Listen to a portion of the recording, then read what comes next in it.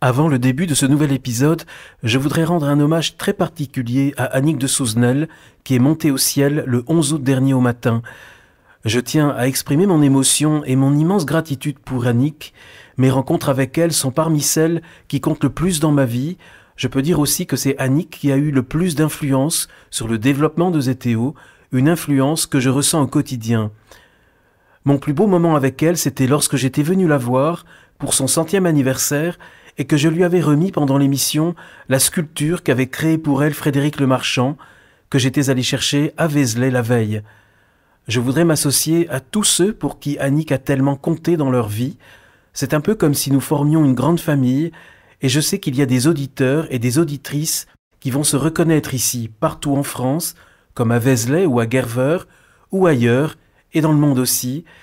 Et je crois pouvoir dire que pour nous tous qui avons été touchés par la grâce de la rencontre avec Annick, le sentiment qui nous habite le plus en ce moment, c'est celui de la gratitude. J'espère que c'est également le cas pour les centaines de milliers d'entre vous qui avez écouté les épisodes avec Annick, qui sont les plus écoutés de Zeteo, comme à ceux si nombreux qui ont lu ses œuvres. À la fin de sa vie, Annick avait dit que son départ au ciel devrait être célébré comme une fête, et le jour de son anciennement, le 13 août, a effectivement été une journée très lumineuse, très sereine. Bien sûr, il y a un peu de tristesse parce qu'un départ est toujours un déchirement, mais il y a aussi et avant tout la joie et cette proximité avec Annick, dans son rayonnement, cette attention à chacun qu'elle savait si bien manifester, elle qui avait ce don si rare de faire comprendre à chaque personne qui la rencontrait à quel point celle-ci était unique, aimée et déjà éternelle. Pour compléter cet hommage, je vous invite à aller sur la page d'accueil du site de zeteo.fr où vous verrez très vite comment cliquer pour retrouver des photos de cette journée du 13 août, pour retrouver aussi le message vibrant que lui a adressé Bertrand Vergely ce jour-là et qu'il nous autorise aimablement à reproduire, ainsi qu'un film un peu surprise, justement celui que nous avions saisi au cours de l'enregistrement de la seconde participation d'Annick à Zeteo lorsqu'elle avait reçu ce bronze de Frédéric Lemarchand, celui de la danse de Jacob avec l'ange, c'était pour son centenaire. Merci Annick et au revoir. Celui d'un témoin, d'un laïc ou d'un religieux, d'une personne qui s'est engagée avec passion à suivre le Christ, qui ignorons si souvent que l'amour absolu et divin existe, qu'il est très proche, qu'il est incarné en la personne du Christ, celui qui est à la fois Dieu et homme, celui qui est au cœur de notre cœur, qui nous connaît mieux que nous-mêmes et qui nous attend tout le temps.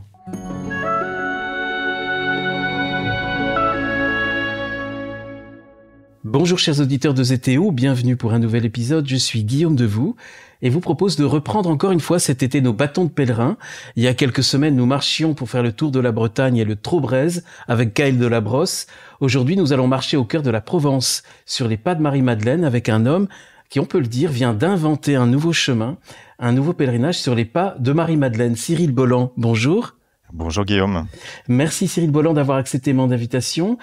Cyril, vous allez nous raconter, peut-être si vous le voulez bien, comment vous avez eu l'idée de cette marche en Provence, pourquoi sur les pas de Marie-Madeleine.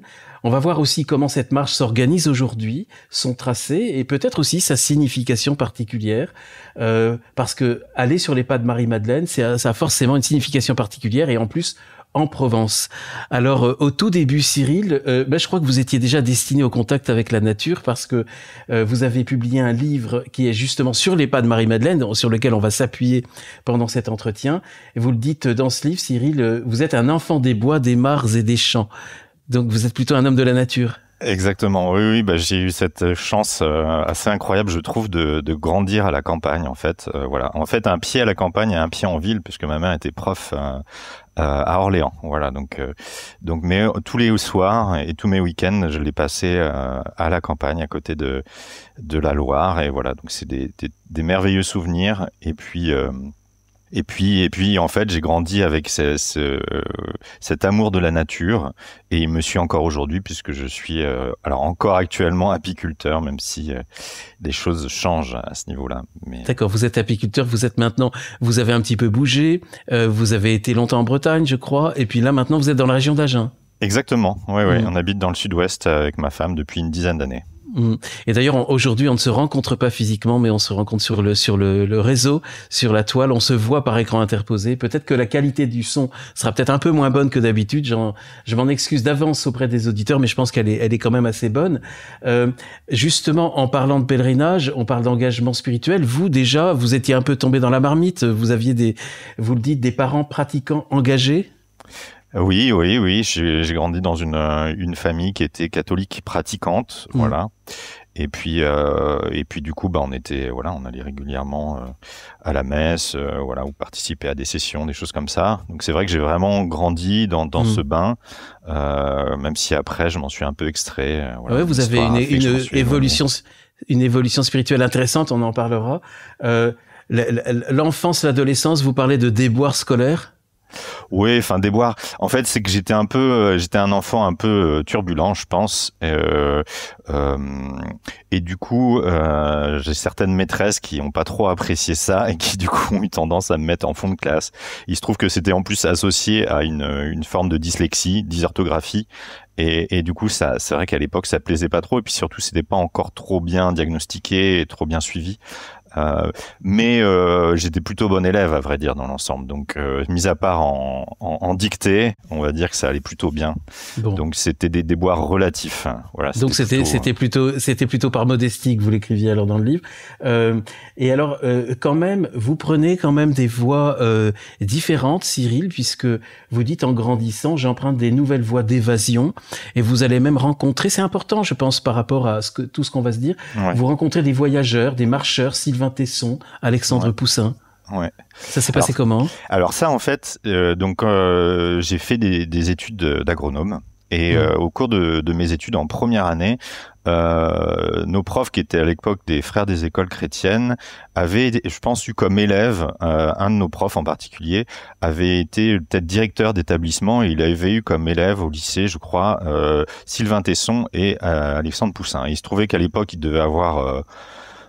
quel âge ils avaient? Parce que moi, j'avais à peine 20 ans, et ils venaient peut-être de terminer leurs études, ils avaient 50, peut-être, je sais pas quel âge ils ont exactement, 50 plus que moi.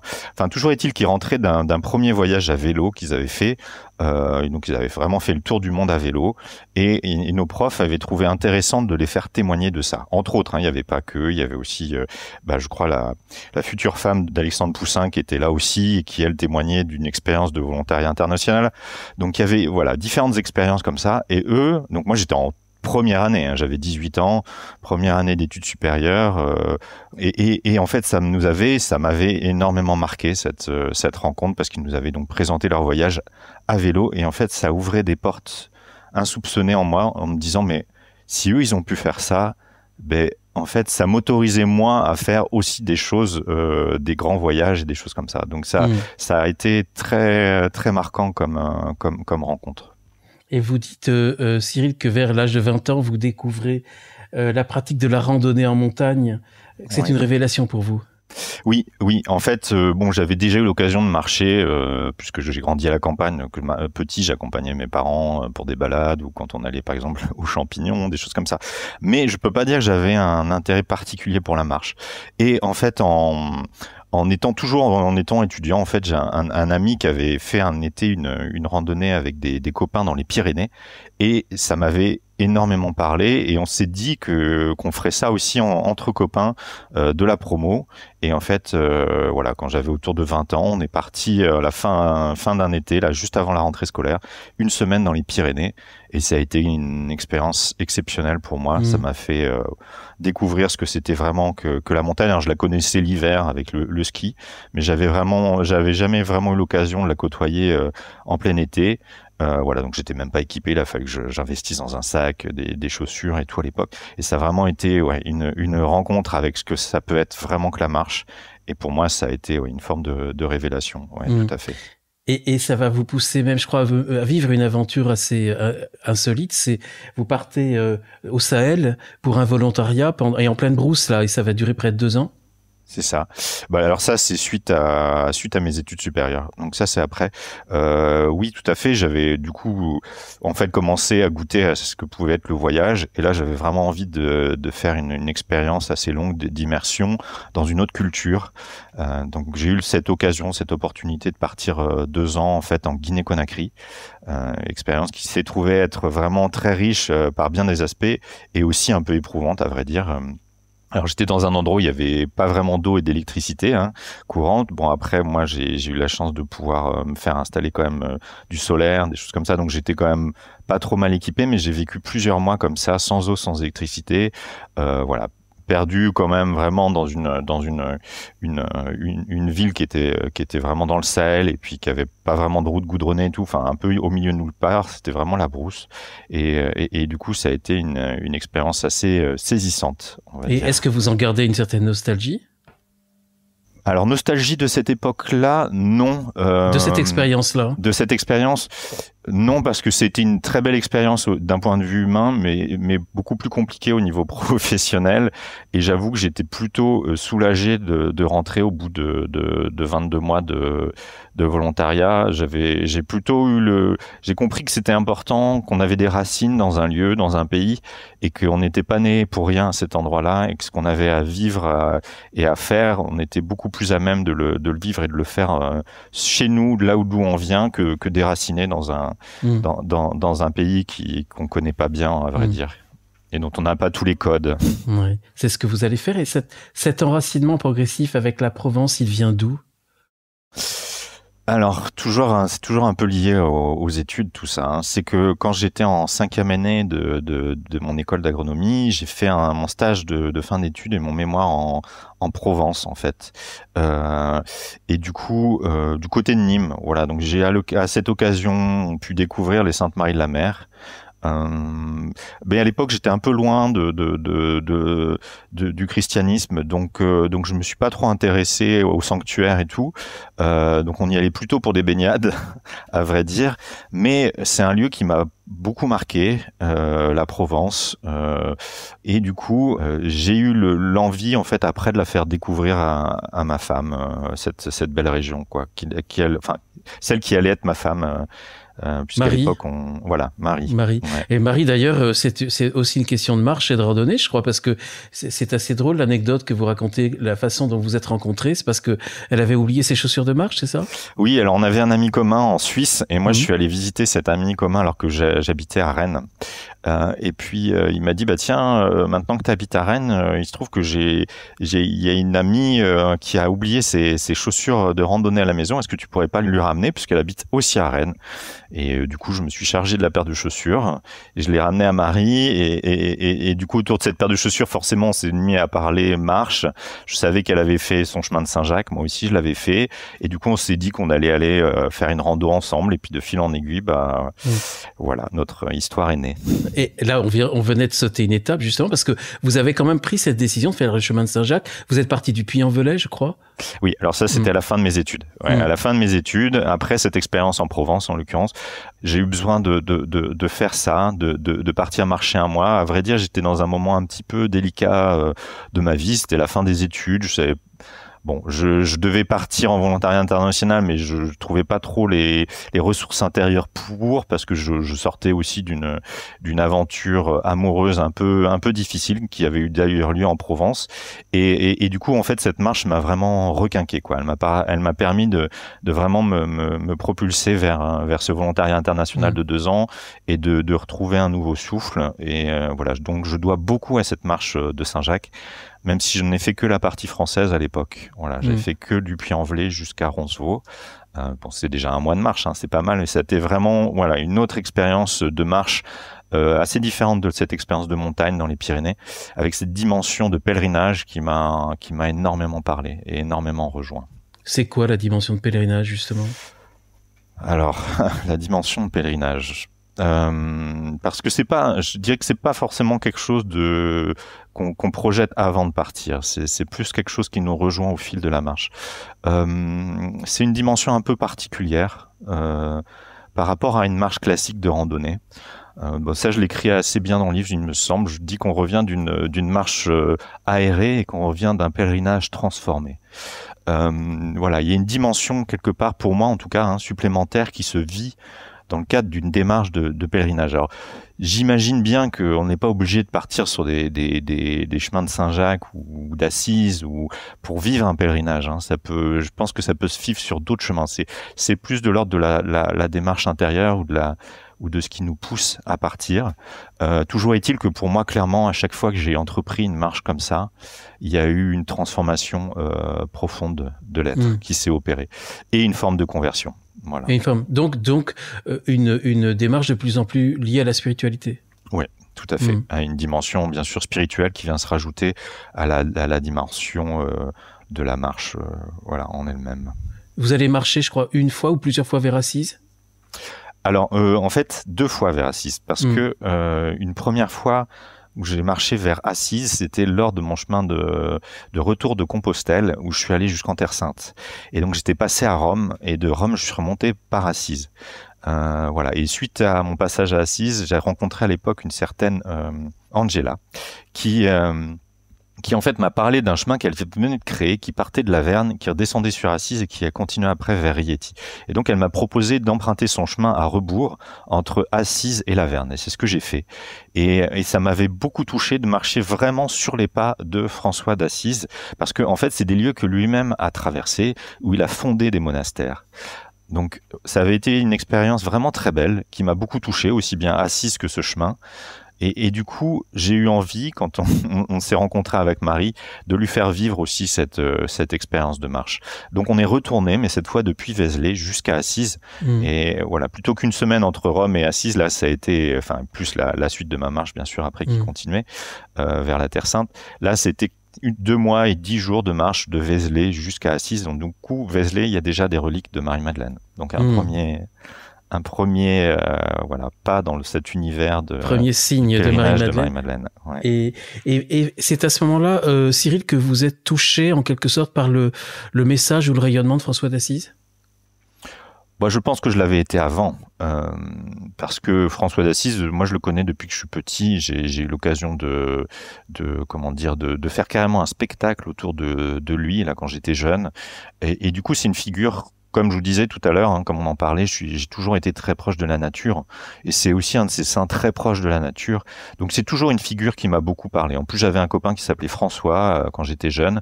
Donc autant dire que la figure de François, je dirais, m'accompagne depuis longtemps, sans doute même beaucoup plus longtemps que celle de Marie-Madeleine. Et c'est à peu près cette époque-là que vous découvrez Lanza del Vasto ?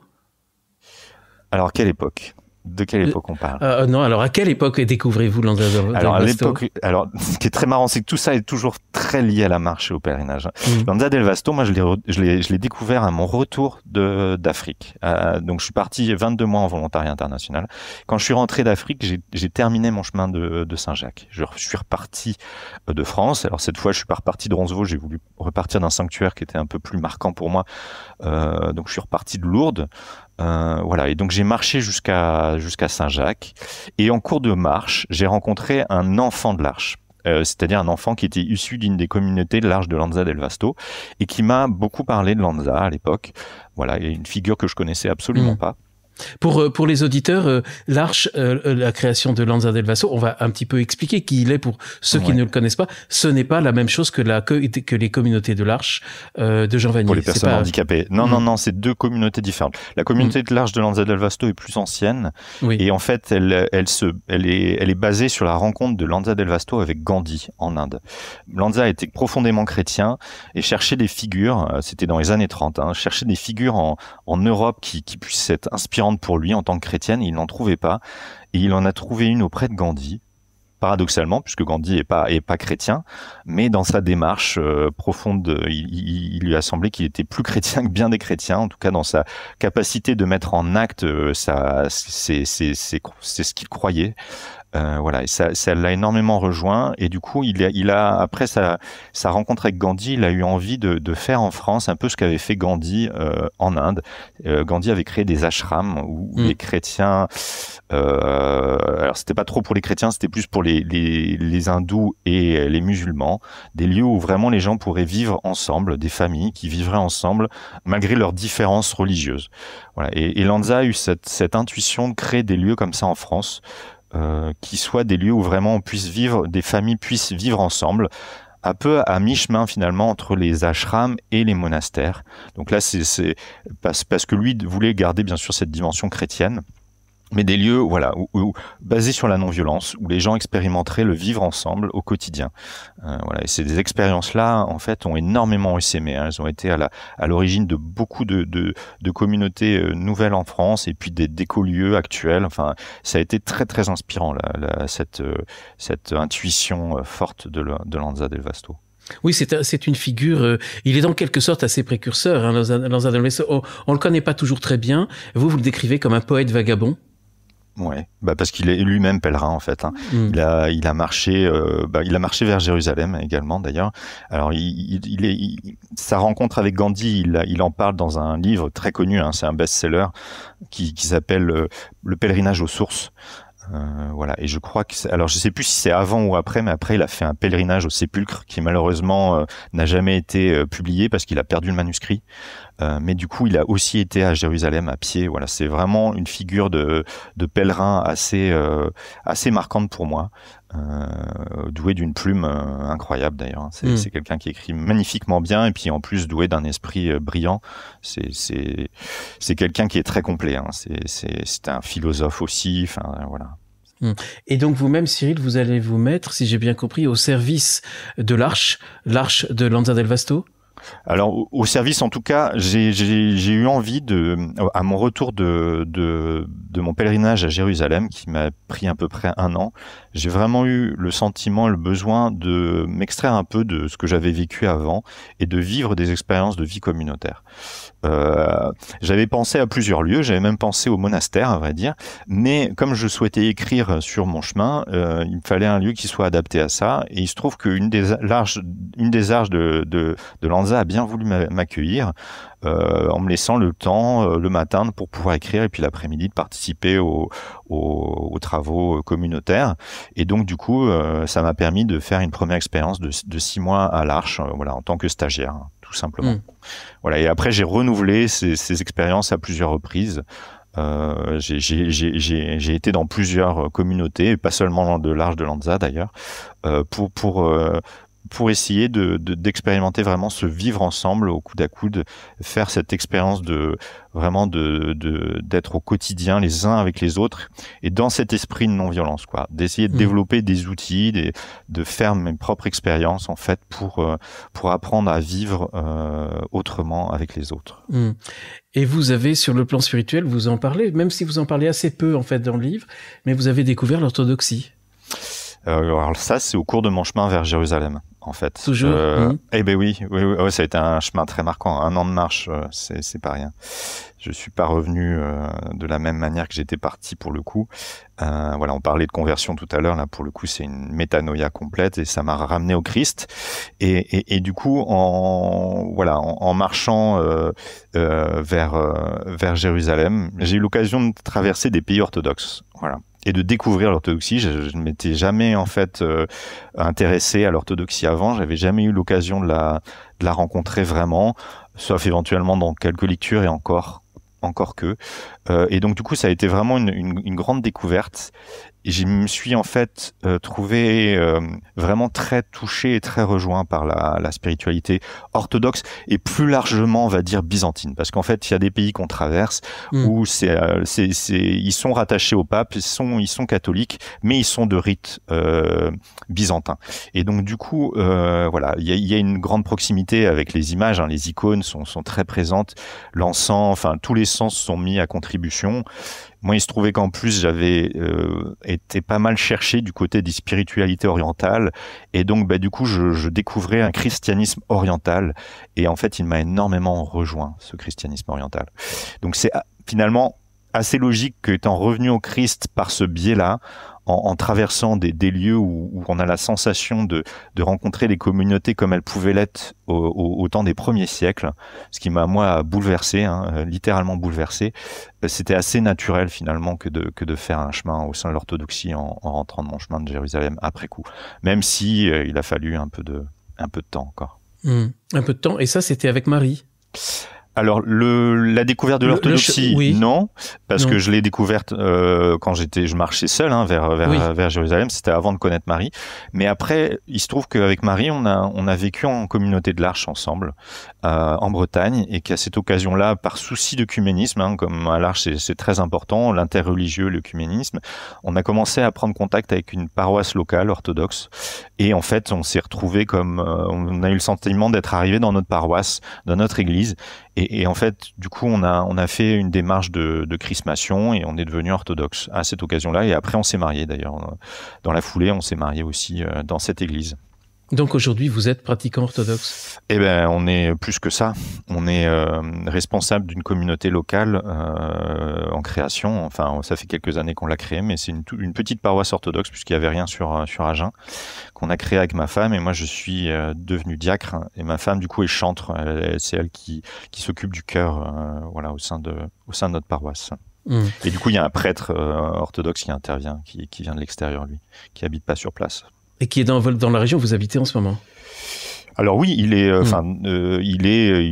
alors il y a plusieurs prêtres qui interviennent. Il y a le prêtre qui nous a mariés, qui reste recteur de la paroisse, qui lui habite en Bretagne. Toujours. Non, mais je parlais de la communauté que vous créez. Mais la communauté, oui, je croyais que vous parliez du prêtre. La communauté, oui, elle est située à proximité d'Agen. Voilà. On occupe une petite église romane à proximité d'Agen qui nous est prêtée du coup par le diocèse catholique. Alors on revient un tout petit peu en arrière si vous voulez bien, et pour revenir à Marie-Madeleine, parce que je crois que c'est encore que lorsque vous êtes en Bretagne et c'est au bout d'un long hiver breton un peu gris que vous avez une envie de soleil, et aussi peut-être vous ressentez un besoin peut-être d'aller vers une de ces transformations dont vous avez parlé tout à l'heure, Cyril, ces transformations qu'on vit pendant les marches, et c'est là d'où vous vient l'idée impromptue en quelque sorte d'aller marcher en Provence sur les pas de Marie-Madeleine, c'est ça? Alors oui, et donc ça remonte à cette époque où on vivait à l'Arche en Bretagne, juste avant notre mariage. On avait été chrismés il y a pas longtemps et on allait se marier, on préparait notre mariage. Et l'hiver était particulièrement pluvieux. On est au fin fond du Finistère quand même là-bas, donc c'était on avait 4 mois d'eau derrière nous, 4 mois de pluie quasiment incessante, et on avait besoin de soleil. Et du coup j'ai proposé à Marie d'aller marcher. Il se trouvait qu'en Provence, justement, il faisait beau. C'était le seul endroit de France où il faisait beau à l'époque. Comme je vous l'ai dit tout à l'heure, j'avais eu l'occasion de découvrir la Provence et puis de découvrir ces Sainte-Marie de la Mer. Alors j'avais entendu vaguement parler que Marie-Madeleine aurait débarqué là-bas. Voilà. Et il se trouve que ce fameux copain de l'Arche, cet enfant de l'Arche que j'avais connu aussi sur les chemins de Saint-Jacques quelques années en arrière, habitait Toulon et m'avait parlé d'une grotte à la Sainte-Baume où Marie-Madeleine aurait vécu 30 ans. Voilà. Et donc j'ai dit à Marie, écoute, on va faire une randonnée à thème, on va dire, à thème spirituel. On va aller marcher sur les pas de Marie-Madeleine, entre les Saintes-Maries de la Mer et cette fameuse grotte de la Sainte-Baume. Sauf qu'il n'y avait pas d'itinéraire, en fait, à l'époque qui existait. Donc, on a simplement pris une carte au 100 millième et on a fait des bouts, des portions à pied, des portions on a fait un peu de stop, des portions on a pris un peu le train aussi, pour s'avancer, puisqu'on n'avait qu'une semaine devant nous de marche, alors qu'il en aurait fallu plutôt 2. Et puis, en plus, on n'avait pas de carte détaillée, donc on ne savait pas exactement par où on pouvait passer à pied. Donc l'idée de base, c'était vraiment de partir marcher. Il n'y avait pas d'a priori par rapport à tout ça. Mais simplement, quand on était là-bas, on a fait des rencontres assez exceptionnelles. D'abord, on a rencontré une certaine Martine au Sainte-Marie de la Mer, qui était à l'époque l'animatrice du sanctuaire, et qui nous a, la première, parlé de cette tradition provençale, que moi, je méconnaissais entièrement. Cette tradition, elle est, jusqu'à maintenant, elle est très peu connue en dehors de la sphère... elle l'était en tout cas en dehors de la sphère provençale, et moi j'en avais que vaguement entendu parler. Donc là, elle nous a vraiment explicité, elle a commencé à nous expliciter cette tradition, et elle en parlait avec beaucoup de verve, avec beaucoup d'entrain. Elle y croyait dur comme fer à cette tradition. Cette tradition de l'arrivée de Marie-Madeleine en Provence, c'est ça, et pas seule. Alors voilà, c'est cette tradition provençale en fait qui raconte que Marie-Madeleine serait arrivée alors soit au Sainte-Marie-de-la-Mer, soit sur la côte près de Martigues, soit à Marseille en fonction de la tradition. Il y a plusieurs traditions dans la tradition, mais elle serait en effet pas arrivée seule. Il serait arrivé peut-être bien une dizaine de proches de Jésus. On parle de Marthe, on parle de Lazare, on parle de Marie, Jacobée et Salomé, qui sont des parents de Marie et des mères des apôtres, Jacques et Jean en particulier. Il y a Maximin. On parle de Maximin. Alors lui est pas évangélique au sens où il n'est pas cité dans les évangiles, mais il ferait partie des 72 disciples. Il y a Sidoine qui est cet aveugle-né dont parlent les évangiles. Il y aurait peut-être même Joseph d'Arimathie.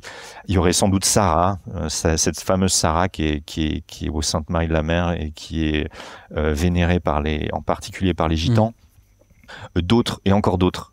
Et on est en 44, on serait donc c'est la tradition en 44 après Jésus-Christ où il y a les premières persécutions contre les chrétiens. Donc ils auraient fui en quelque sorte la Terre Sainte à bord d'une barque sans voile ni rame. C'est ça. Alors ça, c'est ce que raconte la tradition. Soit ils ont fui, soit ils ont été jetés à la mer sur une barque sans voile ni rame.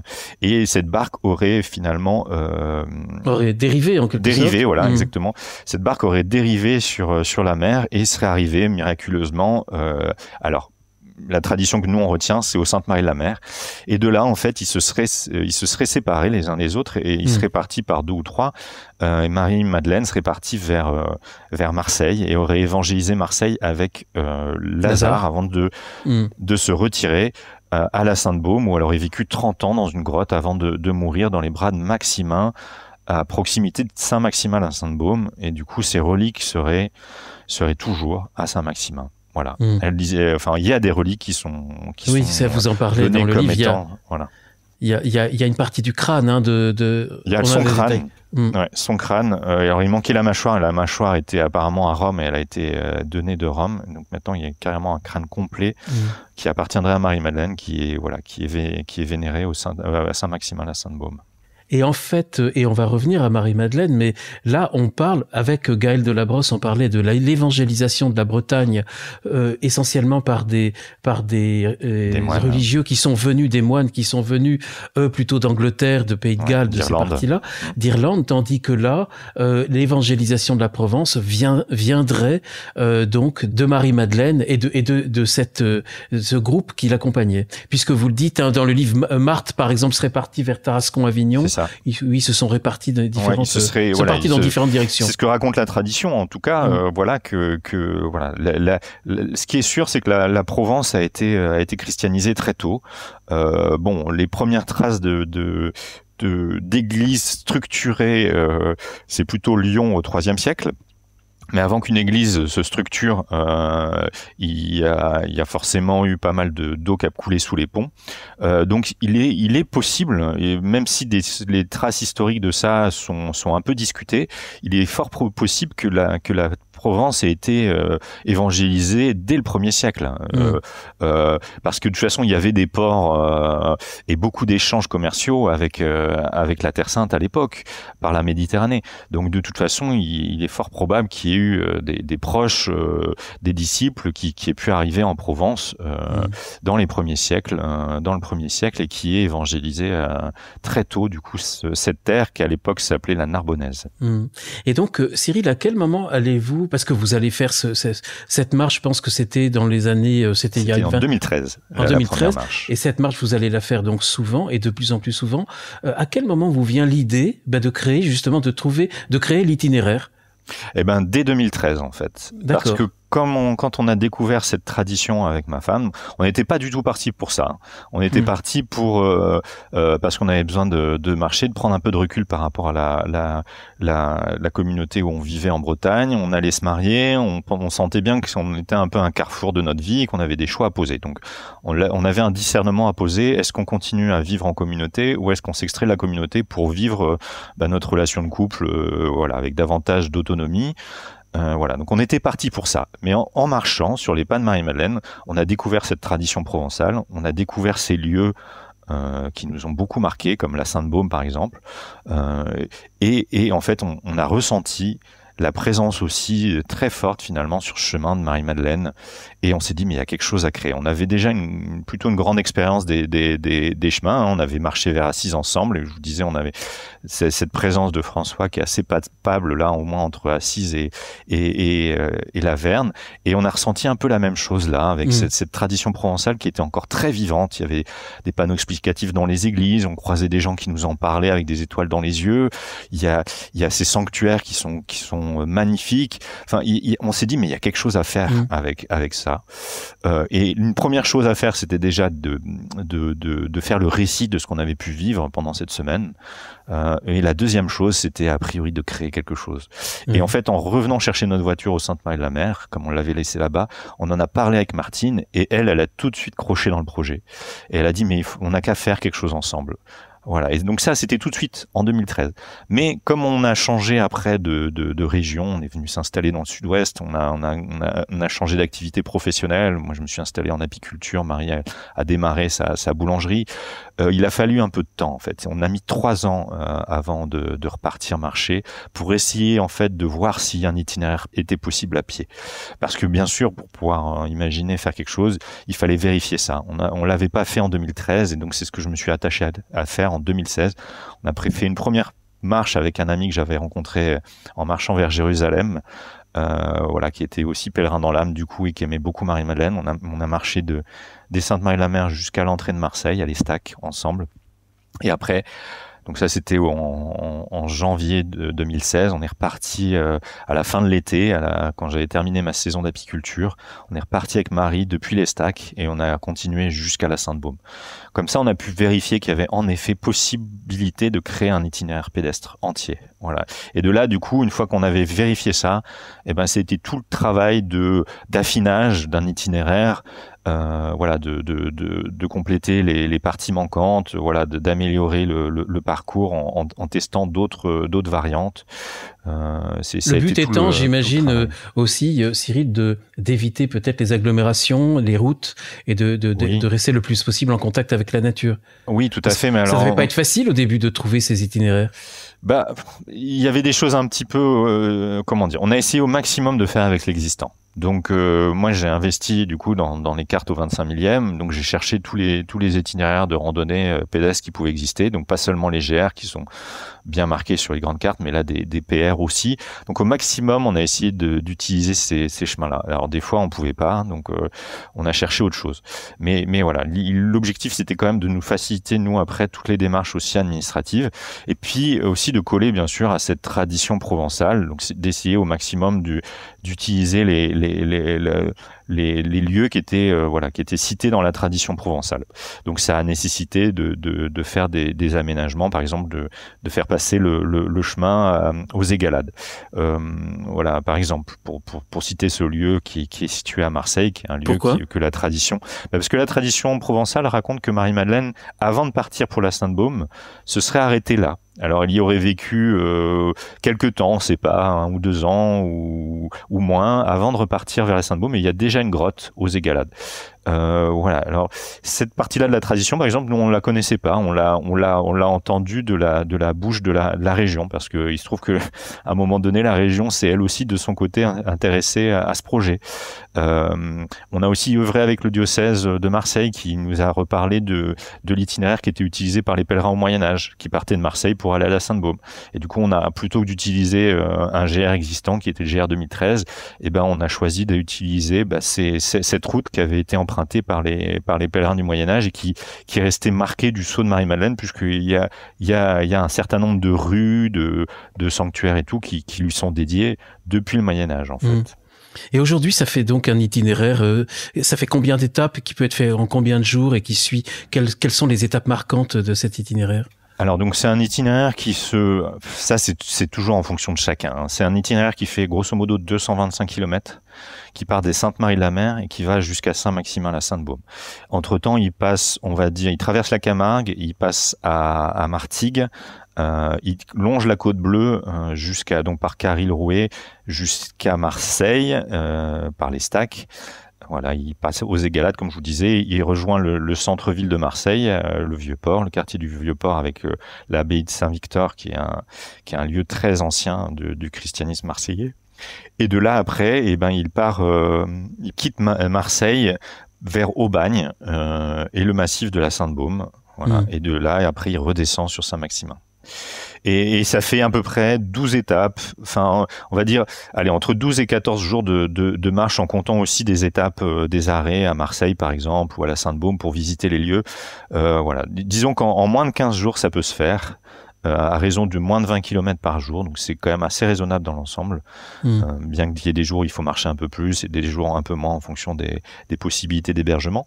Mais voilà, c'était l'idée aussi, de créer un chemin qui soit accessible au plus grand nombre, qui puisse se faire sur un temps relativement court, pour ne pas avoir à devoir attendre d'être retraité ou de devoir faire un break dans sa vie pour pouvoir envisager de faire un pèlerinage comme ça, et de vivre vraiment pleinement une vraie expérience de pèlerinage dans un délai court, voilà, qui permet à des familles qui ont 15 jours de vacances devant elles de pouvoir partir, par exemple.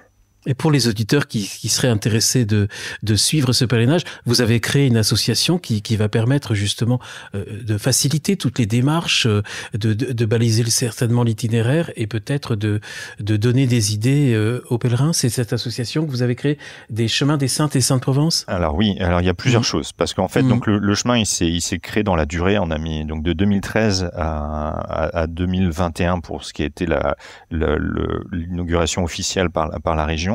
Et du coup, entre-temps, nous, on a été amenés à travailler avec plein d'acteurs, en fait, de seuls qu'on était en créant l'association des chemins des Saintes et Saintes-Provence. On s'est retrouvé en fait à travailler avec plein d'acteurs, dont la région, les offices de tourisme, les parcs naturels et la fédération de randonnée pédestre. Donc c'est elle qui s'occupe du balisage maintenant. C'est pas nous. Nous, on a pu recentrer nos activités vraiment sur l'accompagnement des pèlerins. Donc en fait, l'association, qu'est-ce qu'elle fait? Elle met à disposition des pèlerins contre adhésion. Voilà, l'adhésion c'est 15 € à l'association. Elle le met à disposition des gens qui veulent partir sur le chemin, marcheurs, pèlerins, des outils en fait. Un topo guide, une cartographie détaillée, un guide des services, une crédentiale, donc ça c'est le passeport des pèlerins qui permet aux pèlerins de pouvoir prouver qu'ils sont bien en train de faire le chemin de Marie-Madeleine, et surtout aussi, je dirais, un réseau d'hospitalité, donc des familles qui accueillent chez elles les pèlerins de passage. Voilà, et ces familles font partie de l'association. Donc en fait, on est un facilitateur du chemin pour les marcheurs. Mais ils sont pas obligés de passer par l'association, puisqu'en fait, vous avez sur le site de la région, vous avez un pas à pas en ligne. Donc les gens, s'ils veulent pas passer par l'association, ils sont pas obligés de passer par l'association. Nous, c'est voilà, notre objectif, c'est d'accompagner les gens, les marcheurs, dans une démarche personnelle, en leur fournissant des aides, des supports, des outils qui leur permettent de leur faciliter en fait la marche. Est-ce que c'est une marche qui est difficile? Est-ce qu'il y a des passages difficiles pour les marcheurs? Alors oui et non. Il y a nous on a justement beaucoup travaillé à rendre ça le plus accessible possible. Donc en fonction de la façon dont on va découper les étapes, on va quand même pouvoir se faciliter la tâche. Il se trouve quand même qu'il faut traverser une bonne partie de la Camargue le premier jour. Donc c'est déjà une marche qui fait plus de 20 km. Donc c'est vrai que ça nécessite un peu d'entraînement et puis d'avoir bien préparé son sac en amont. Mais on a beaucoup de gens qui ont fait, et même des gens assez âgés qui ont fait maintenant le chemin, puisque ça fait plus de 2 ans qu'il est ouvert. Et du coup, on a aussi un retour. Et du coup, les gens, pas avec une grande forme physique et tout, arrivent quand même à faire le chemin. Maintenant, il y a des zones un peu plus difficiles, comme je vous le disais. C'est par exemple le cas de la traversée de la Camargue, même si c'est très plat finalement la Camargue. Donc ça se fait assez bien. Il faut juste bien choisir ses conditions. C'est-à-dire qu'il faut pas le faire en plein été ou avec un gros Mistral, parce que là ça va être un peu plus dur. Mais ça peut se faire en fonction des bien choisir sa période en fait. Il faut éviter. C'est laquelle la bonne période justement? Eh ben c'est le printemps ou l'automne. Il faut éviter à tout prix l'été, parce que déjà c'est plein de touristes, il fait très chaud, il y a des moustiques, et après aussi il y a des risques d'incendie sur les principaux massifs. Donc voilà, le massif de la Sainte-Baume, c'est un massif qui est très beau mais qui peut être assez compliqué aussi, surtout s'il y a du vent par le haut. Mais on propose aussi une alternative qui évite le haut du massif de la Sainte-Baume. Donc en fait, on a voulu que ce chemin soit accessible au plus grand nombre, et je pense qu'il l'est. En tout cas, pour les auditeurs qui sont intéressés, je suis sûr qu'il va y en avoir par cette marche. Le livre, déjà, il y a pas mal de conseils pratiques à la fin du livre. Et puis, on donnera le lien vers l'association où ils peuvent également prendre un maximum d'informations.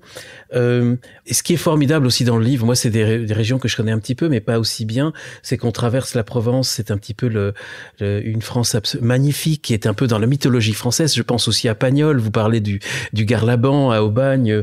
Vous avez parlé de l'Estac, qui est un hameau de pêcheurs qui a inspiré des artistes. Les Calanques, vous racontez même une anecdote assez drôle. Vous passez par les Calanques.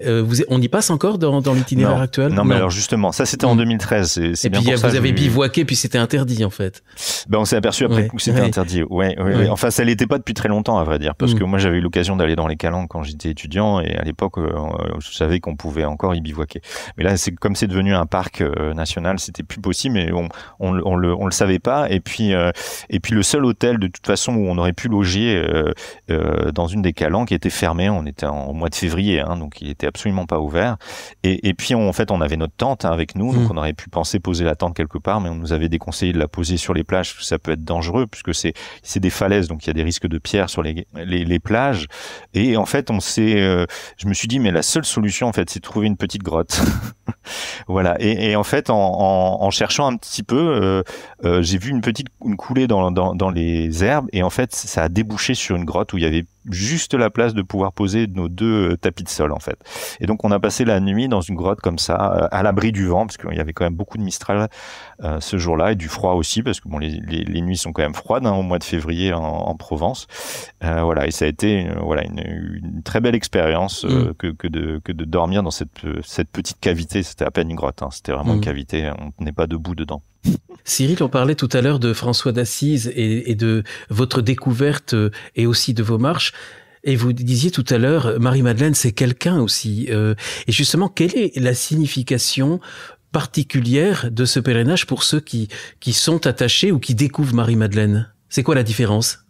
Par rapport à d'autres pèlerinages? Oui, quelle serait la spécificité ou quelle est la relation avec Marie-Madeleine, au moins que vous avez développée? Oui, c'est ça, parce que je pense que tout le monde peut avoir une relation très différente avec Marie-Madeleine. Marie-Madeleine, c'est une figure assez complexe. J'ai en fait eu l'occasion de beaucoup méditer sur elle au cours de ces années, parce qu'en fait, comme je vous le disais tout à l'heure, j'ai voulu aussi écrire un récit par rapport à cette première marche qu'on avait fait à Marie-Madeleine, et en parallèle de ce récit, j'avais aussi écrit des méditations sur Marie-Madeleine, et j'ai fait pas mal de recherches, j'ai beaucoup lu sur elle, voilà, et puis c'était déjà une sainte qui m'inspirait, bien sûr, donc voilà, je comprends bien qu'il y a plein de facettes dans cette femme. On dit plein de choses sur elle. Cette tradition provençale dit des choses sur elle. Moi, ma tradition byzantine dit autre chose aussi sur elle. Donc en fait, c'est très personnel. C'est très difficile aussi de démêler qu'est-ce qui est vrai ou pas finalement dans tout ça. Et je pense que chacun de nous, on a des projections sur Marie-Madeleine. On a une vision particulière d'elle. Moi, ce qui m'a touché en tout cas dans cette femme et qui m'a fait dire que ça pouvait être un chemin qui appelle beaucoup de gens, c'est ce que Marie-Madeleine est, un peu à la manière de ce que François d'Assise est pour beaucoup. François d'Assise, il rayonne bien par-delà le christianisme, et Marie-Madeleine aussi, et elle peut interpeller des gens qui sont très très loin de l'Église. Et moi, je trouvais ça important de proposer cette figure-là comme une figure qui accompagne la marche. Comme finalement, on voit beaucoup de gens sur Saint-Jacques qui sont très loin de l'Église, et qui peuvent être amenés à faire un chemin après, éventuellement dans l'Église ou pas, mais en tout cas un chemin spirituel avec cette figure. Et je me disais, mais Marie-Madeleine, c'est une figure qui parle encore tellement plus que Saint-Jacques, que je pense que ça peut vraiment, vraiment toucher plein de gens. Il se trouve qu'elle a un lien très particulier en plus à Jésus. Elle est quand même dans une amitié très forte avec lui. C'est la première à qui il apparaît au matin de la résurrection. Donc ça, c'est pas rien. Et c'est une femme qui est passée par bien des épreuves. Alors, dans la tradition provençale, on associe 3 figures. On associe Marie-Madeleine, Marie de Béthanie et la pécheresse de Saint-Luc. Dans la tradition orientale grecque, on a tendance plutôt à dissocier ces 3 figures. Mais si on reste attaché à la figure de Marie-Madeleine, c'est malgré tout une figure qui a déjà une certaine consistance. C'est une femme qui a été guérie de 7 démons par le Christ. C'est une femme qui est là au pied de la croix à la mort du Christ. C'est une femme qui a accompagné Jésus pendant toute sa vie publique dans ses marches, qui avec d'autres sponsoriser en quelque sorte les apôtres et Jésus en leur faisant partager leur bien personnel. Hein. Elle les soutenait financièrement et puis elle les accompagnait aussi. Et je pense qu'elle servait la petite troupe. Et puis elle est là au matin de la résurrection. Elle vient au matin de la résurrection avec d'autres femmes pour embaumer le corps de Jésus. Et c'est elle qui voit les premières, elle voit cette pierre qui a été roulée et ce corps qui est absent. Et elle cherche ce corps du Christ. Et elle est en pleurs. Et en fait, elle est la première à le voir ressusciter. Et ça en fait une figure quand même très, très particulière. Et en plus, une figure féminine. Elles sont pas si nombreuses dans les évangiles. Donc pour moi, c'est quelqu'un d'important. Et du coup, je me disais que c'était une belle chose que de lui dédier un chemin. En fait, en réfléchissant à Marie-Madeleine, en méditant sur les textes de Marie-Madeleine, j'ai pris en fait conscience que cette figure de Marie-Madeleine, telle qu'elle est finalement beaucoup reprise dans la tradition latine et provençale, donc qui associe les 3 figures à Marie-Madeleine, hein, la Marie de Béthanie, Marie-Madeleine et la pécheresse, crée une figure très dense en fait, d'une grande densité spirituelle, mais très complexe aussi. Et du coup, ça en fait une femme avec de multiples visages. Alors l'intérêt, c'est que finalement, énormément de gens du coup peuvent se reconnaître dans cette figure de Marie-Madeleine, mais ça enlève quelque chose de la simplicité d'un être humain. Ça en fait quelqu'un de trop complexe quelque part pour être vrai. Et du coup, en méditant sur elle, je suis revenu finalement à une approche plus sobre et plus simple d'elle. Et d'ailleurs, il me semble qu'actuellement, les gens qui travaillent sur les textes, les exégètes, dissocient, en reviennent à dissocier les 3 femmes. Voilà. Et en fait, moi, cette figure de Marie-Madeleine, déjà guérie de ces 7 démons par le Christ, que je dissocie du coup des péchés, au sens où quelqu'un qui est sous emprise de démons, il n'est pas responsable. Il est pas dans sa liberté personnelle. Il est sous emprise complète. Donc il est plus libre de ses actes. Donc quelque part il ne pêche pas. Il ne peut pas pécher puisqu'il n'est pas lui-même. Cette figure-là, elle est pour moi quelque part plus parlante maintenant, plus importante que cette adjonction des 3 femmes. C'est intéressant. C'est un point de vue nouveau qui enrichit les discussions sur Marie-Madeleine en ce moment. Quand vous parliez tout à l'heure, Cyril, de cette grotte dans les Calanques où vous avez passé une nuit protégée du vent, dans le livre, vous dites, quand vous découvrez la grotte de la Sainte-Baume pour la première fois, vous dites, mais est-ce que c'est possible qu'elle ait vécu 30 ans dans un lieu pareil? Parce que c'est quand même pas drôle. Ben non, parce que c'est un lieu... Alors nous, en plus, on y était au mois de février, donc c'était froid, humide, et c'est très grand. Donc c'est vrai que je me faisais la réflexion, je me disais mais est-ce que c'est possible qu'elle ait vécu autant d'années, hein, parce qu'on parle vraiment de 30 ans dans de telles conditions. Alors bien sûr, on sait que les ascètes, ils sont capables de choses assez incroyables, hein, donc pourquoi pas. Bon, après cette tradition, c'est une tradition locale. Moi je vous disais, la tradition byzantine, elle raconte des choses différentes par rapport à Marie-Madeleine. Donc en fait, chacun est libre de penser ce qu'il veut par rapport à ça. voilà, moi personnellement, je suis pas sûr qu'elle ait vécu 30 ans là. Qu'elle y soit passée, ou en tout cas que des proches du Christ soient passés dans les parages, me semble assez évident. Qui est son empreinte spirituelle là? Bien sûr, ce lieu est vraiment un lieu incroyable. Rien que de par sa forêt, il y a une forêt très ancienne au pied de la grotte qui est absolument de toute beauté, avec des essences qui sont uniques dans la région. Et donc le lieu est très chargé spirituellement et depuis très longtemps, parce que cette forêt, elle existe depuis des millénaires. Elle a été protégée par les rois de France et le lieu est clairement un lieu qui est un haut lieu spirituel depuis même avant le christianisme. Donc de toute façon, ce lieu-là, il est plein de sacré. Donc il est très marquant. Et en plus, il y a des reliques là-bas et beaucoup de gens qui sont passés, qui ont prié sur ces lieux, des rois aussi, des pontifes, hein, plein de gens sont passés là. Donc ce lieu, un peu comme le chemin de Saint-Jacques, finalement, il est marqué aussi par le passage de tous ces pèlerins avant nous. Voilà. Et donc ça a fait de ces lieux-là, pas uniquement la Sainte-Baume, mais de tous ces lieux-là, des lieux assez exceptionnels. Et pour revenir à la Sainte-Baume et les 30 années de Marie-Madeleine, j'invite les auditeurs qui le souhaitent à écouter ou réécouter ce que Jacqueline Kellen en dit, puisque elle développe cela dans un épisode sur ZTO, c'était il y a 2 ou 3 ans, c'est tout à fait passionnant. Une question, Cyril, par rapport à Vézelay, vous l'abordez un petit peu dans le livre, parce que il y a aussi une présence de Marie-Madeleine à Vézelay. Il y a peut-être presque une petite compétition entre Vézelay. Il y a eu il y a eu au Moyen-Âge une compétition clairement entre Vézelay et la Provence, et ça a joué en la faveur de la Provence.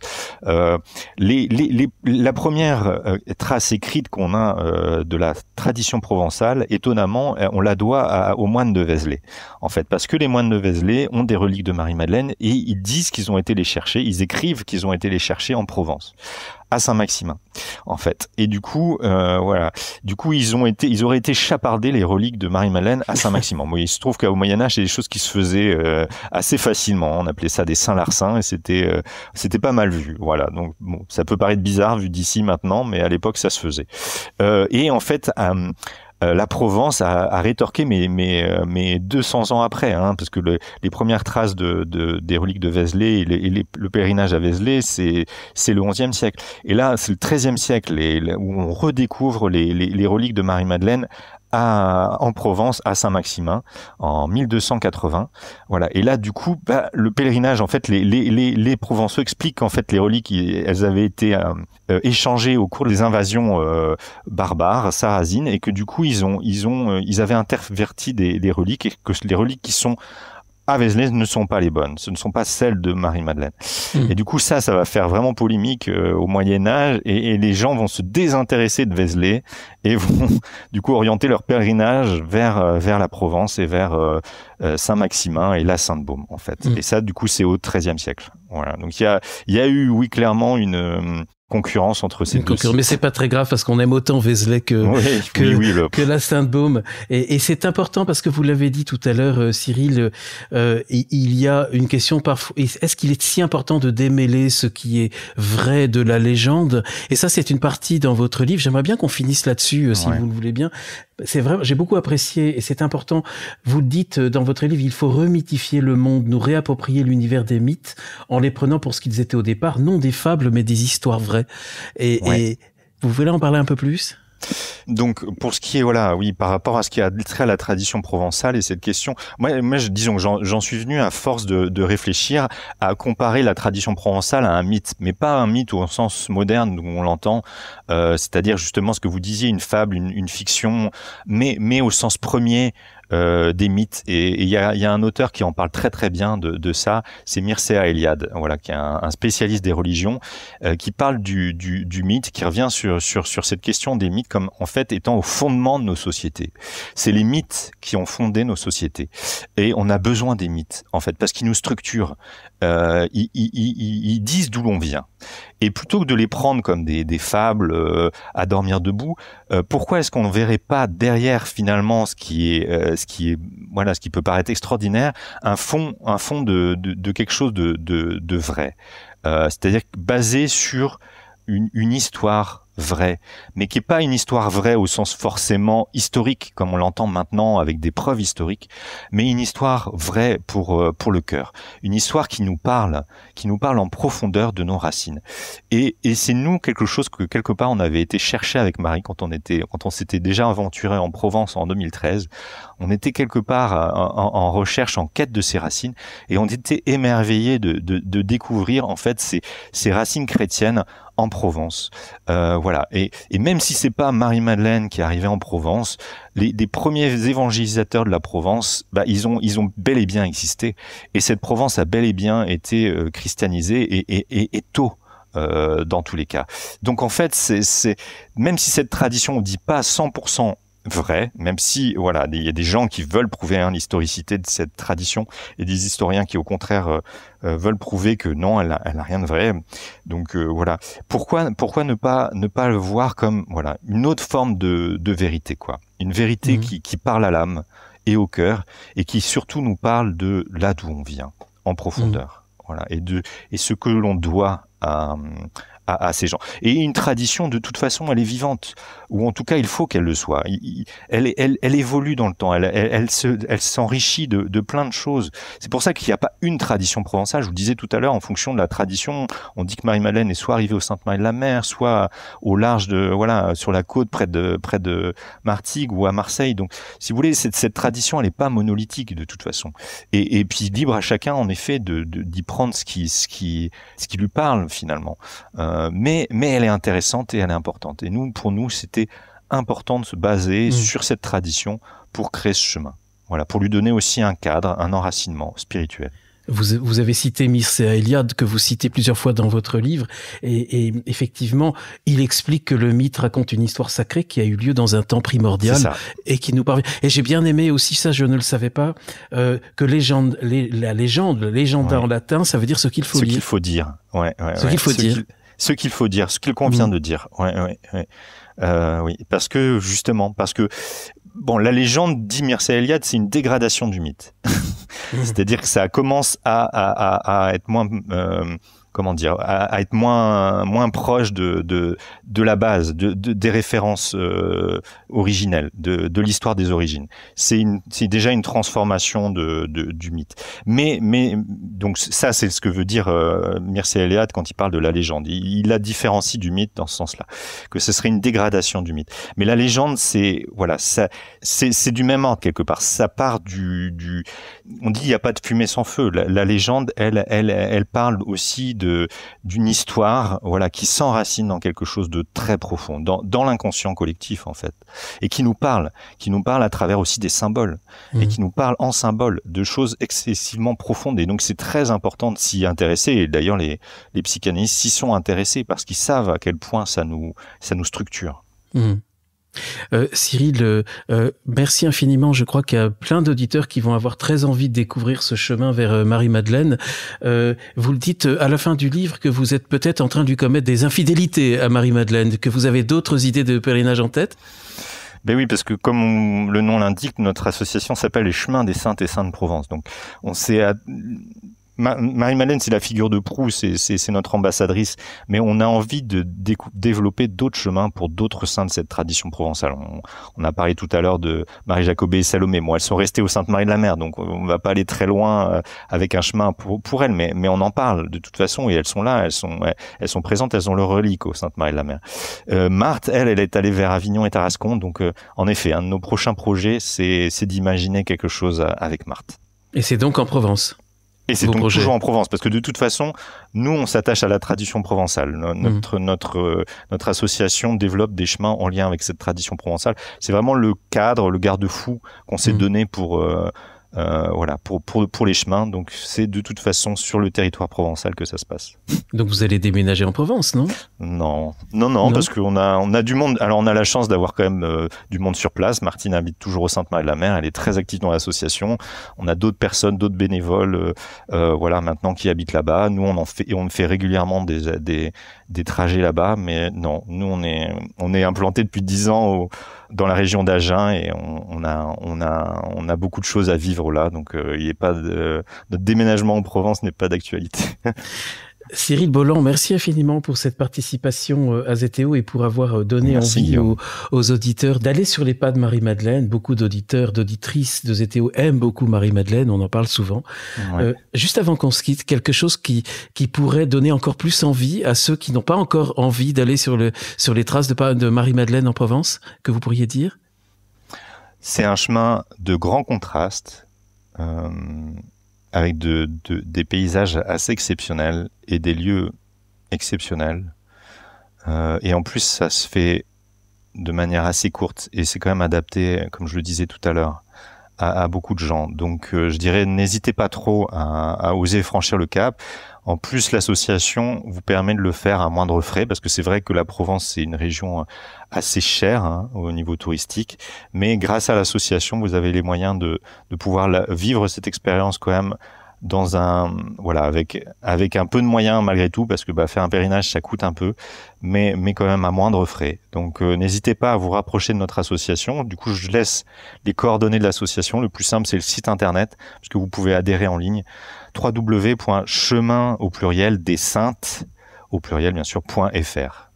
On mettra le lien avec l'épisode. Oui, effectivement, vous l'expliquez dans le livre, il n'y avait pas d'hébergement, évidemment, au début, sur un chemin qui n'existait pas, mais c'est une chose que vous avez développée avec le temps, qu'il puisse y avoir des solutions d'hébergement. Oui, tout à fait. Ça faisait partie pour nous des choses importantes à développer, parce qu'on voyait bien qu'il y avait des lieux, sinon, où on pourrait pas, ce serait difficile de traverser, ou alors ça serait limité à une élite, ou alors des gens qui se baladeraient avec une tente, et encore fallait-il trouver les moyens de pouvoir se loger. Donc, l'idée étant que ce chemin soit accessible au plus grand nombre, il a vraiment fallu travailler, et on travaille depuis 2 ans d'arrache-pied sur ce réseau d'hospitalité.